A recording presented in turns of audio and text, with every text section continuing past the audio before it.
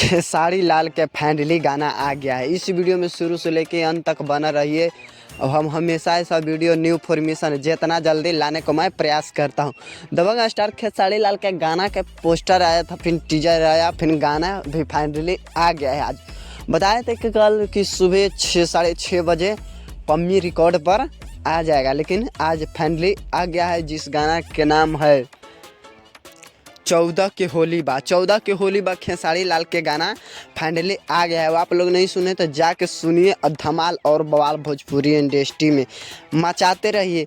जैसा गाना वैसा शूट किया गया है और धमाल गाना शूट किया गया है। ये गाना चल सकता है मार्केट में। ये गाना अच्छा खासा लग रहा है, अभी ये गाना चल भी सकता है।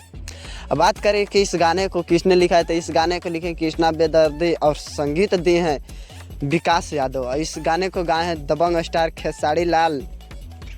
इस गाने को गाए खुशी केकर और दबंग स्टार खेसारी लाल।